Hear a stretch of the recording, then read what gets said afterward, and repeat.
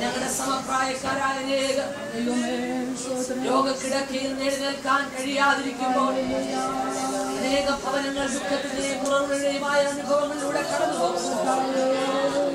ആരോഗ്യത്തോടെ ദേശത്തിന്റെ വിവിധ ഭാഗങ്ങൾ ഞങ്ങൾക്ക് ഒരുമിച്ച് കൂടി വന്ന ഈ പ്രിയ ഭവനത്തിന്റെ തണലിൽ അങ്ങയുടെ ദാസിയുടെ ആരോഗ്യത്തെ കണ്ടുകൊണ്ട് അങ്ങയെ വാഴ്ത്തുവാൻ ലഭിച്ച കൃപയ്ക്കായി ഞങ്ങൾ അങ്ങയെ വാഴ്ത്തുന്നു. പകൽ കർത്താവേ, നിന്റെ ശബ്ദമല്ലാതെ ഒരു മാനുഷിക ശബ്ദവും ഇവിടെ ഉയരുവാൻ അനുവദിക്കരുത്. പരിശുദ്ധാത്മാവിന്റെ ഒരു വലിയ നിയന്ത്രണവും ഒരു വലിയ ഒഴുക്കും ഇവിടെ വെളിപ്പെടട്ടെ. ദൈവത്തിന്റെ ആത്മാവിന്റെ വലിയ പകർച്ചയും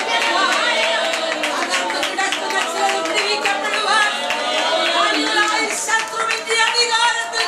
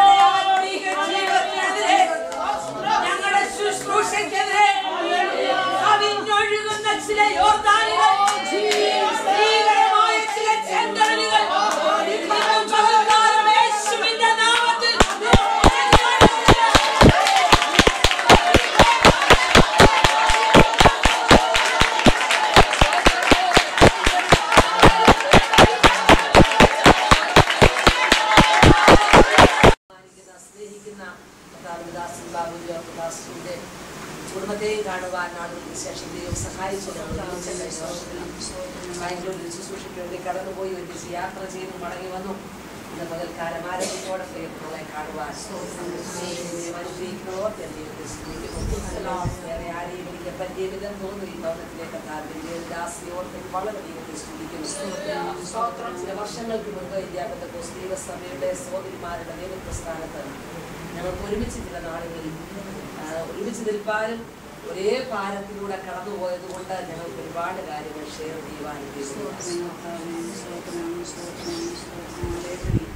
ആ നാളുകളെയൊക്കെ ഞാൻ ഓർക്കുന്നു. ചില നാളുകൾക്ക് ശേഷം കഴിഞ്ഞ ദിവസങ്ങളിൽ കഥാവിലാസിയെ ലഭിച്ചപ്പോൾ ഞാൻ പല കാര്യങ്ങൾ ഫോൺ വെച്ചിട്ട് ഞാൻ ചിന്തിക്കുവാനൊക്കെ ഇടയായി. കഴിഞ്ഞ ദിവസങ്ങൾ വിളിച്ചപ്പോൾ ഒട്ടും ശബ്ദമില്ലാത്തൊരവസ്ഥയിലൂടെ കഥാവിലാസി കടന്നു വരുന്നവയും വളരെ തകർന്നു വന്നാൽ ഇന്ന് ഇത്രത്തോളം ആരോഗ്യത്തോടെ കാണുവാൻ ചിലതിൻ്റെയൊക്കെ അർത്ഥം നമുക്ക് മനസ്സിലായി. ചിലതൊക്കെ എന്തുകൊണ്ടാണെന്ന് മറുപടി ലഭിക്കുന്ന നിത്യതയില്ല. ഇവിടെ വെച്ച് ചിലതിന്റെ ഒന്നും മറുപടി ചോദിച്ച് വിഷമിക്കരുത്. എന്നാൽ നിത്യതയിൽ ചെന്നിട്ട് ഇത് ചോദിക്കാൻ പറ്റുമോ എന്നും അറിയത്തില്ല. കാരണം കർത്താവിനെ കാണുമ്പോൾ സകല ഞാൻ എന്റെ ചെറിയ പ്രായത്തിൽ ശുശ്രൂഷയിലൊക്കെ ഇറങ്ങുന്നതിന് മുമ്പ് ഞാൻ ചോദിക്കാൻ ചെന്ന ആദ്യം ഞാൻ ചോദിക്കും, എന്റെ 18ാമത്തെ വയസ്സിൽ എന്റെ അമ്മയെ വിളിച്ചില്ല. എന്നെ പോലെ പ്രായമുള്ളവർക്ക് ഇപ്പോഴും ഇരിക്കുന്നു അമ്മമാര്. അന്ന് എന്റെ ഒന്നുമാകാത്തൊരു സമയത്ത് എന്റെ അമ്മയെ വിളിച്ചത് എന്തിനാണെന്ന് ഞാൻ ചോദിക്കുന്നു. പക്ഷേ ഇന്ന് ദീർഘവർഷങ്ങൾ കഴിഞ്ഞപ്പോൾ ആ ചോദ്യം വേണ്ട. കർത്താവ് നടത്തിയ വഴികളും അവൻ ചെയ്ത അത്ഭുതങ്ങളും ഒക്കെ ഓർക്കുമ്പോൾ ഒന്നും ചോദിക്കണം. പെട്ടെന്നുള്ള ദേവദാസന്മാരുടെ മരണം, പലരുടെയും വേർപാടുകളൊക്കെ കഴിഞ്ഞ ദാസി വളരെ കാര്യത്തിൽ വന്നതിന് ശേഷവും പ്രാർത്ഥിച്ചു. പലരും പ്രാർത്ഥിച്ചു. എറണാകുളത്തെ സാത്താന്റെ സഭയെ കുറിച്ച് പറഞ്ഞു. നമ്മുടെ ഇടയിൽ പലർക്കും ഏറ്റവും കൂടുതൽ പേടിയുള്ളതും സാത്താൻ. കാരണം അവൻ എന്തൊക്കെയോ ചെയ്യാനുള്ള കഴിവുണ്ടെന്ന് നമുക്കൊരു വിദ്യാധാരണ എന്നാൽ ഞാൻ വ്യക്തമായി ഇവിടെ പറഞ്ഞു, ഞാൻ എന്റെ സഭയെ പണിയാണ്. പാതാള ഗോപുരങ്ങൾ മുഴുവൻ സ്ഥലത്തും നിന്റെ സഭയ്ക്കകത്തും സ്ഥാനം ഉറപ്പിച്ചാലും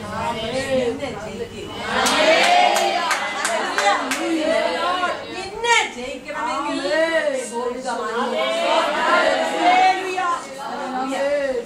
ക്യാൻസർ പരിയേറെന്നൊന്നും വേദപുസ്തകം പറഞ്ഞിട്ടില്ല.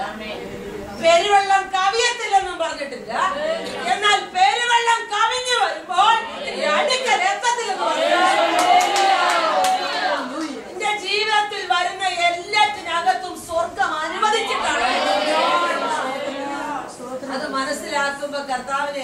ദൈവം ദിവസങ്ങൾ ഞാൻ ചിന്തിച്ചപ്പോൾ ദൈവത്തിന്റെ ആത്മാവ് എന്നോട് പറഞ്ഞു, കർത്താവിന്റെ ഉയർത്തെഴുന്നേൽപ്പിന് ശേഷം 12 ശിഷ്യന്മാരെ ലോകത്തിലാക്കി. അത് ഒരാൾ തെറ്റിപ്പോയി, 11 പേര് അവരൊരാളെ ചീട്ടിട്ട് തെരഞ്ഞെടുത്തു. പക്ഷെ ദൈവത്തിന്റെ തെരഞ്ഞെടുപ്പാന്ന് പറയാൻ പറയാമെന്ന വിഷയം അതല്ലാത്തതുകൊണ്ട് അങ്ങോട്ട് ദൈവമില്ല. ഇതിനകത്ത് ആരും പോകുന്നതിന് മുമ്പ് പോകാൻ നിയോഗം ലഭിച്ച ഒരാളുണ്ട്. പക്ഷെ ഇപ്പൊ ചെയ്യുന്നത് വചനം പ്രസംഗിക്കുകയോ ഒന്നുമല്ല. പക്ഷെ പുള്ളി ചെയ്യുന്നത് ഈ മേശയിലുള്ള വരവ് ചെലവ് കണക്കിന്റെ കാര്യങ്ങളാണ്. ഓ, എനിക്കിപ്പോ അപ്പോസ്തലനായിട്ടൊന്നും പിടിയില്ലാത്തതുകൊണ്ട് ഞാനിപ്പോ അങ്ങനെ പോകുന്നില്ല. ഒന്നും പറയാനൊക്കെ ഏൽപ്പിച്ച കാര്യങ്ങളാണ്. മേശമേലുള്ള കാര്യമൊക്കെ ചെയ്തോണ്ടിരുന്നു. ഒറ്റ പ്രസംഗവും പ്രസംഗിച്ചില്ല, 2 പ്രസംഗിച്ചില്ല. ആദ്യത്തെ പ്രസംഗം കഴിഞ്ഞപ്പോ നോക്കി ഇപ്പൊ സാധാരണ കിട്ടുന്നത് അനുമോദനയോഗമാണ്. പക്ഷെ അന്ന് കിട്ടിയത് അല്ല. മനസ്സിലാകുന്നുണ്ടോ? കല്ല് കിട്ടിക്കഴിഞ്ഞപ്പോഴാ അന്ന് വരെ കാണാത്തൊരു ദർശനം. വലിയ പ്രായമൊന്നുമില്ല, കൂടെ തെരഞ്ഞെടുക്കപ്പെട്ടതേ ഉള്ളൂ. ഇങ്ങനത്തെ ഒരു മരണം സ്വർഗ്ഗം അനുവദിച്ചതാണോ? മറ്റുള്ള ശിഷ്യന്മാരൊക്കെ കുറെ കൂടെ ഒക്കെ കാര്യങ്ങൾ ചെയ്തു. ഒരൊറ്റ പ്രസംഗം കൊണ്ട് തീരാൻ ദൈവം അനുവദിച്ചതാണോ ഇത്? പക്ഷെ എനിക്ക് മനസ്സിലായൊരു കാര്യം പുതിയ നിയമത്തിൽ അധികം ഭാഗത്ത് ദൈവപുത്രൻ വിൽക്കുന്ന കാര്യമാണ്. എന്നാൽ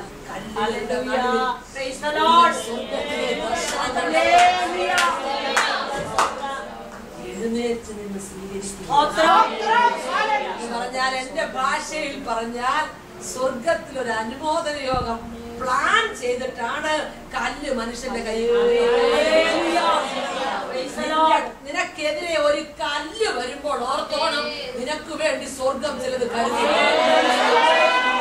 ഇതുപോലും കാണാത്ത ചിലത് സ്വർഗം നിനക്ക് വേണ്ടി കരുതിയിട്ടാണ് നിന്നെയും എന്നെയും വേദനയ്ക്കകത്തൂടെ കടത്തിവിടുന്നത്.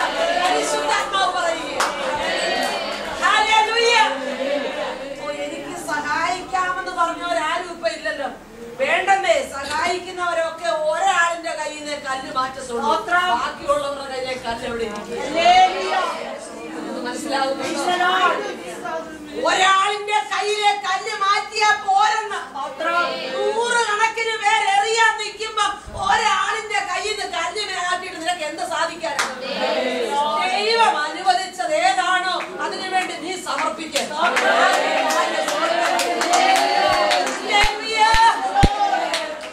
ദൈവത്തെ വളരെയധികം സ്തുതിക്കുന്നു. അനേക കഷ്ടങ്ങളുടെ നടുവിലൂടെ സാക്ഷി ഒന്നും പറയുന്ന സമയം എടുക്കുന്നില്ല. എനിക്കുള്ള മരുന്ന് ശുശ്രൂഷയ്ക്കുള്ള സമയം എടുക്കുക.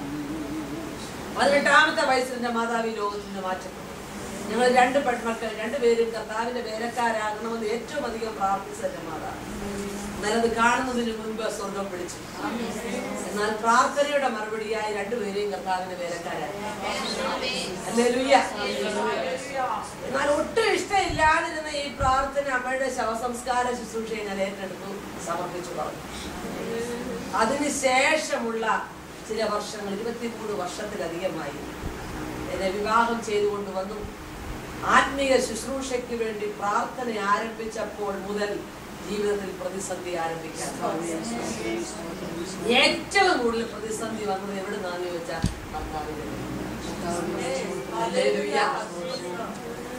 അച്ഛൻ ഇപ്പൊ ഇവിടെ കൊണ്ട് വിട്ടേച്ചത് പോയി. വരുന്നതിന് മുമ്പ് പറയാറുണ്ട്, ഇരിക്കുമ്പോഴും പറയാറുണ്ട് പുള്ളിക്ക് പ്രയാസമില്ല. ഏറ്റവും കൂടുതൽ പ്രയാസം എനിക്കൊക്കെ അറിയാൻ വന്നത് പുള്ളിയുടെ. പക്ഷെ എനിക്ക് മനസ്സിലായി എന്നെ പണിയുടെ പുള്ളിയപ്പെട്ട.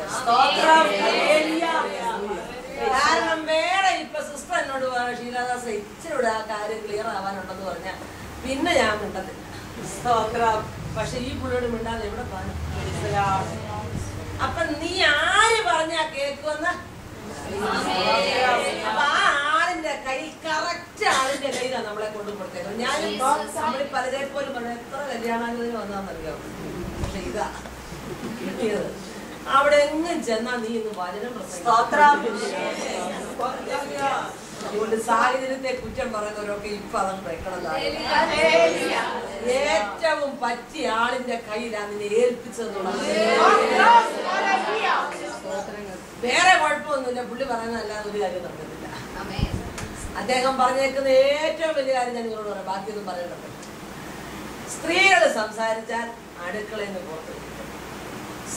ഇപ്പൊ അടുക്കള കേൾക്കാനില്ലെന്നുള്ളത്, അടുക്കളയിൽ അധികം സമയം കേൾക്കാനില്ല. ഇപ്പൊ മുഴുവൻ മൈക്കിക്കൂടെ പുഴയുടെ മുന്നിലായി.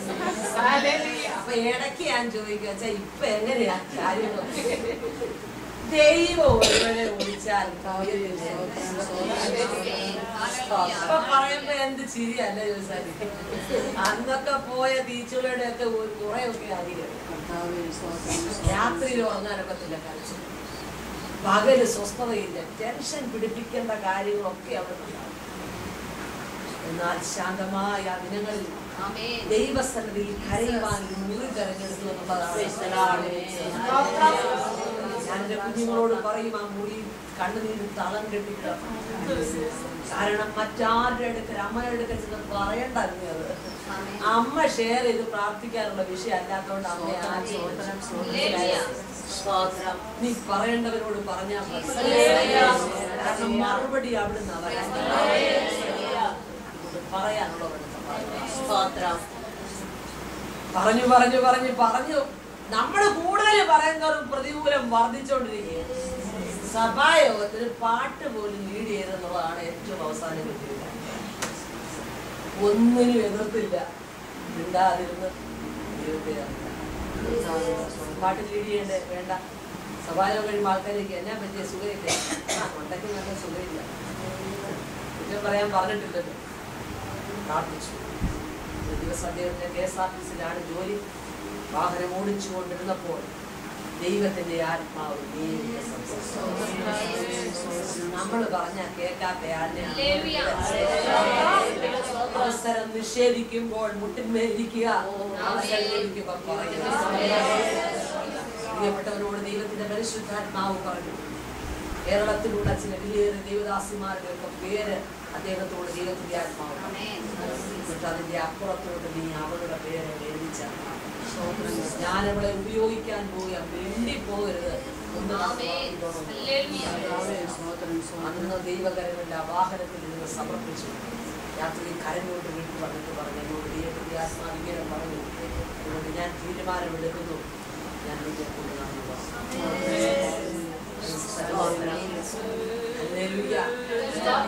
പറയട്ടെ. എന്റെ പ്രാർത്ഥന അതിന്റെ അളവിൽ അവിടെ എത്തുമ്പോ മറുപടി സ്വർഗത്തിൽ ആത്മാവിൽ ദർശനം കണ്ടുകൊണ്ട് വേണം പ്രാർത്ഥിക്കാൻ. ഒരു പക്ഷേ നീ വിചാരിക്കുന്ന പോലെ ഒരു മാറ്റമൊന്നും വന്നില്ലെങ്കിലും സാരമില്ല. അതിന്റെ നിത്യ തേജസ്സിന്റെ കനത്തിനു വേണ്ടി ചിലതൊക്കെ പ്രതികൂലമാക്കി. ഈ നിത്യതേജസ്സിന്റെ കനം കിട്ടണേ ഞാൻ വിശ്വസിക്കുന്ന കാര്യമാണ് ഞാൻ നിങ്ങളോട് പറഞ്ഞു. ചിലരുടെ ഒന്നും കഷ്ടത എത്ര കഴിഞ്ഞാലും മാറത്തില്ല. നമ്മുടെയൊക്കെ മാറാത്ത കഷ്ടതയൊന്നും. അതെന്താ കർത്താവേ, അതിനൊരു മാറ്റം ഇല്ലാത്ത. പക്ഷെ എനിക്കതിനകത്ത് മനസ്സിലായത് ഒരു തേജസ്സിന്റെ നിത്യ കനം തരാൻ വെച്ചിരിക്കുക. അത് കിട്ടണേ ഒരു സ്വല്പം കൂടെ ആവാനുണ്ട്. അതുകൂടെ നീ അനുഭവിക്കാം. അങ്ങനെയാണ് കഷ്ടങ്ങളുടെ ആഴത്തിലൂടെ കടന്നു പോകുമ്പോൾ കർത്താവേ നീ എനിക്ക് തരാൻ പോകുന്ന ആ തേജസ്സിന്റെ നിത്യ ഹൃദയത്തെ തുറക്കട്ടെ. ആത്മീയ ശുശ്രൂഷയിൽ ആദ്യം എഴുതാനുള്ള താരന്ത് ലഭിച്ചു. അതേ തുടർന്നാണ് പ്രസംഗിക്കാൻ പലയിടത്ത് വിളിച്ചത്. പുസ്തകം കണ്ട് പലരും വിളിച്ചു. അങ്ങനെ ദൈവകൃപയാൽ അനേക ഇടങ്ങളിൽ ദൈവത്തിന്റെ ബന്ധവുമായി നിൽപ്പാൻ ദൈവം ഭാഗ്യം. ഞാൻ എന്നെ ഉപയോഗിക്കുന്നത് എന്തുകൊണ്ടാണെന്നൂടെ പറഞ്ഞ് ഞാൻ സന്ദേശത്തിലേക്ക് കടക്കാം. ഞാൻ ദൈവത്തോട് ചോദിച്ചു, കർത്താവേ എന്നേക്കാൾ ശ്രേഷ്ഠരായ അനേക സഹോദരിമാരുടെ കർത്താവിന്റെ ദാസിയൊക്കെ വളരെ നന്നായിട്ടാണ് ലീഡ് ചെയ്തപ്പോൾ ഞാൻ ഓർത്തു ഇത്രയൊന്നും പറയാൻ എനിക്ക് കഴിയില്ല. എന്നാൽ എന്തുകൊണ്ടായിരിക്കും അങ്ങനെ ഒരാളെ ഉപയോഗിക്കാൻ ദൈവം തീരുമാനിച്ച? ദൈവത്തോട് ചോദിച്ചു, കർത്താവേ എന്തുകൊണ്ടായി പാവപ്പെട്ടവളെ ഒരു പാസ്റ്ററിന്റെ ഭാര്യയല്ല, ഒരു പാസ്റ്ററിന്റെ മകളല്ല, ഒരു പാസ്റ്റർ കുടുംബത്തിലുമില്ല, പിന്നെ ഒരു പാരമ്പര്യവും അറിയാനില്ലാത്ത ഒരാളെ എന്തുകൊണ്ടാണ് ഉപയോഗിച്ചത്? കർത്താവിനോട് പറഞ്ഞത് ഇതാണ്, ഒരു യോഗ്യതയും പറയാനില്ലാത്ത ഒരാളെ സ്വർഗം ഉപയോഗിച്ച അതിന്റെ മുഴുവൻ മഹത്വവും മനസ്സിലായോ? ഒരു യോഗ്യതയും പറയാനില്ലെന്ന് സമർപ്പിച്ചാൽ മുഴുവൻ മഹത്വവും സ്വർഗത്തിൽ അനുഭവിച്ച സ്വർഗമാണ് നമ്മളെ വിട്ടുകൊടുക്കുക. ഒരു വാക്കുകൂടെ ശുശ്രൂഷയുടെ അവസാനത്തിൽ ചിലപ്പോൾ പറയാൻ വിട്ടുപോയെങ്കിലോ എന്ന് ഒരു കാര്യം കൂടെ പറയാം. ചരൽക്കുന്നൊരു വനിതാ ക്യാമ്പ് നടക്കുന്നത് കഴിഞ്ഞ വർഷം പള്ളിമാളവനെ സംബന്ധിച്ചു. ദൈവികമായാൽ വരുന്ന മാസം 12, 13, 14 5 ദിവസങ്ങളാണ് അവിടുത്തെ ക്യാമ്പ്. വളരെ വന്നവരോട് ചോദിച്ചറിയാം, വളരെ അനുഗ്രഹിക്കപ്പെട്ട ഒരു ക്യാമ്പാണ്. സഹോദരിമാർ തന്നെയാണ് ശുശ്രൂഷിക്കുന്നത്. നമുക്ക് വളരാനും ആത്മീയവർദ്ധന പ്രാപിക്കുവാൻ പറ്റിയ ഒരിടമാണ്. അതുകൊണ്ട് ആർക്കെങ്കിലും ആ ക്യാമ്പിനെ കുറിച്ച് കൂടുതൽ അറിയണമെങ്കിൽ ശുശ്രൂഷയ്ക്ക് ശേഷം ചോദിക്കാം. ഇവിടെ നടക്കുന്ന ഈ മീറ്റിങ്ങിനെ കുറിച്ച് കേൾപ്പാനിടയായി പ്രിയമുള്ള സഹോദരിമാരെ, നമ്മളെ എല്ലാവരും ദൈവം ശുശ്രൂഷ ഏൽപ്പിച്ച സഹോദരിമാരെ അലസരാക്കാൻ പിശാചിന് പറ്റും. എന്നാൽ അതിനെ ജയിക്കാനുള്ള നല്ലതാണ്. എല്ലാവരും കൂടെ കൂടിയിരുന്ന് പാട്ടുപാടി പ്രാർത്ഥിച്ചുകൊണ്ട് തീരരുതെന്നാണ്. അതുകൊണ്ട് ആരംഭിക്കുകയാണ്. ഇവിടെ നേറ്റെടുക്കുന്ന എനർജി കൊണ്ട് പുറത്തേക്ക് ഇറങ്ങണം. ആത്മഹത്യക്ക് വേണ്ടിയൊക്കെ ശ്രമിക്കുന്ന കുടുംബങ്ങളുടെ വാതിലിൽ അറിയാതെ പോയി ഈ പട്ടണത്തിൽ ആരും ആത്മഹത്യ ചെയ്യാനില്ലേ? എനിക്കറിയാമുണ്ടെന്ന്. എന്നാൽ പ്രാർത്ഥിക്കുന്ന ദൈവദാസിമാരെ നിങ്ങളുടെ ഹൃദയത്തിനകത്ത് ദൈവാത്മാവ് റൂട്ട് കാണിച്ചു. നിങ്ങൾ ചെന്ന് വാതിലെ മുട്ടുമ്പോൾ വിഷക്കുപ്പി എടുത്ത് ഐസ്ക്രീമിനകത്തോട്ട് ഒഴിക്കുന്ന സമയമാണോ നിങ്ങൾക്കറിയാൻ പറ്റും? തക്ക സമയം എന്നൊക്കെ പറയണതാ. ദൈവം തക്ക സമയത്ത് നിങ്ങളെ വിടണമെങ്കിൽ നിങ്ങൾ തക്ക സമയത്ത് ദൈവം വിളിക്കുന്നിടത്ത് കാണും. ഏൽപ്പിച്ച് നിങ്ങളെ അയക്കണേ, കർത്താവ് വരുമ്പോൾ നിങ്ങളെ കാണണം. കർത്താവ് എന്നെ അയക്കണേ എന്ന് പറഞ്ഞേച്ച് അയക്കാൻ തുടങ്ങുമ്പോ പിന്നെ എന്റെ മോടെ പരീക്ഷ കഴിഞ്ഞിട്ട് പോവാന്ന് പറയും. ദൈവത്തിന്റെ സമയമാകുമ്പോൾ ആ കുടുംബത്തിനകത്ത് ഇപ്പോൾ നിന്റെ ആവശ്യമുണ്ടെന്ന് പറഞ്ഞ കർത്താവേ ഞാൻ റെഡി പറയാൻ കഴിവുള്ള സഹോദരിമാർ ഇതിനകത്തുണ്ട്. ശുശ്രൂഷ ഏൽപ്പിച്ച ചിലർ ഇതിനകത്തുണ്ട്. വചനത്തിന്റെ ആഴങ്ങൾ ലഭിച്ച ചിലർ ഇതിനകത്തുണ്ട്. ദൈവാത്മാവിന്റെ ഹിതം മനസ്സിലാക്കിയ ചിലരുണ്ട്. പരിശുദ്ധാത്മാവിന്റെ നിറവിൽ കുതിർന്ന ചിലരിവിടെയുണ്ട്. പിന്നെന്താ യോഗത്തിനകത്ത്